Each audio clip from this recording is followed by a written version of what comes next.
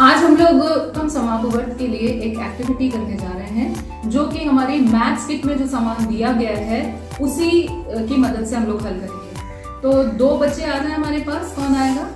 तो क्या किया, ये हमारे पास क्या है बताओ, क्या है ये? मैथ्स किट से क्या निकला हमारे पास?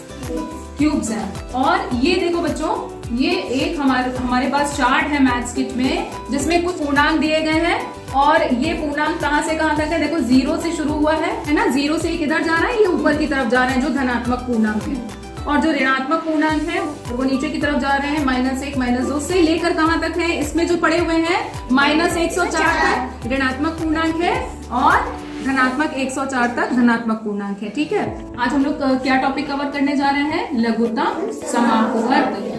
मान लीजिए हमको 3 का और 6 का लघुत्तम समापवर्त निकालना है, तो हम क्या करेंगे? पहले 3 का पहाड़ा पढ़ेंगे, यानी पहले 3 के अपवर्तों को जानेंगे। तो 3 के अपवर्त जानने के लिए हम क्या करेंगे? पहले अपवर्त से शुरू करेंगे। 3 का पहला अपवर्त क्या होगा? 3 एकम 3। Very good. तो 3 एकम 3 पे आप एक काउंटर रख दीजिए, 3। फिर 3 का अगला अपवर्त क्या होगा? 3 दूनी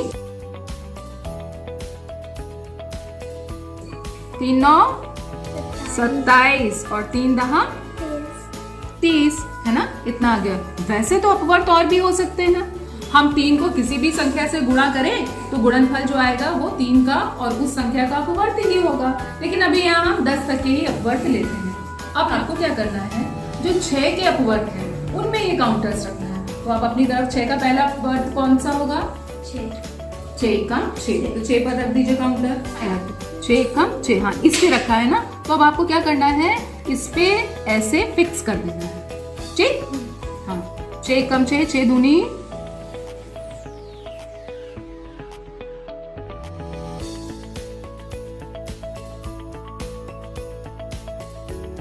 8। तो ये 10 तक के हमने 6 के भी अपवर्त लिख दिए। अब आप देख रहे होंगे कहीं कहीं एक एक ब्लॉक रखा हुआ है और कहीं कहीं डबल डबल ब्लॉक है ना? तो वो संख्याएं जिनमें डबल ब्लॉक है वो कौन कौन सी है?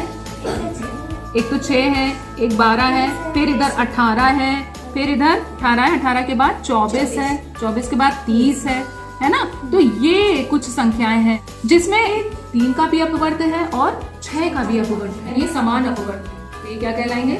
6 और 3 के समापवर्त। और इनमें में सबसे छोटा वाला देखना है। सबसे छोटा वाला कौन सा है? ढूंढो, सबसे छोटी संख्या कौन सी? ढूंढिए। 6 ही होगी, है ना? ये 6 है और फिर इधर बढ़ती जा रही है, फिर इधर भी बढ़ती जा रही है। तो 3 और 6 के अपवर्त्यों में, समान अपवर्त्यों में सबसे छोटी संख्या है 6, यानी ये 6 है, वही 3 और 6 दोनों का लघुत्तम समापवर्त है ना? अब मान लीजिए 3, 6 और 8, इन 3 संख्याओं का लघुत्तम समापवर्त हमें देखना है, तो आप क्या करेंगे?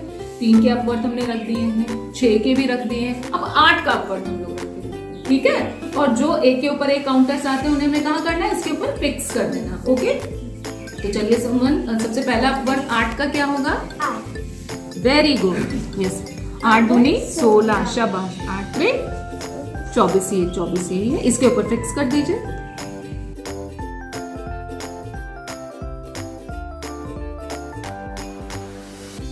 तो अब आप देख रहे हैं आपके पास 3 के, 6 के और 8 के अपवर्त हैं। ठीक है, अब तीनों के अपवर्त कहाँ पे होंगे?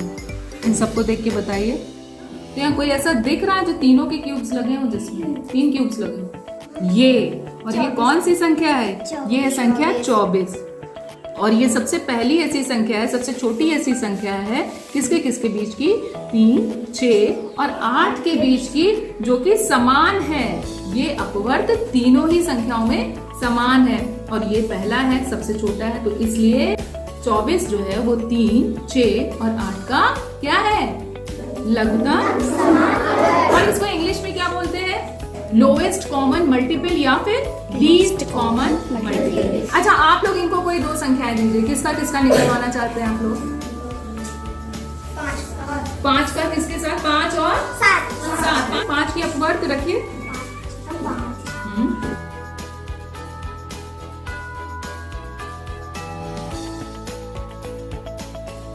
अब किसका लेना? दूसरी संख्या क्या है? 7। 7 के अपवर्त लीजिए। 7 दूनी 14।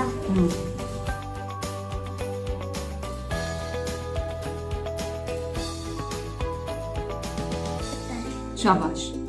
अब आपको लग रहा है कहीं पे डबल क्यूब्स रखे हुए हैं, कहाँ पे? इस पे उठा के देखिए कितनी संख्या है, 35। यानी 5 और 7 में ये ऐसा अपवर्त है जो दोनों का ही अपवर्त है और यही सबसे पहला अपवर्त है। इसके पहले और कहीं आया? 2 क्यूब्स तो और कहीं नहीं लगे। यानी 35 जो है वो 5 और 7 का क्या है? लघुत्तम समापवर्त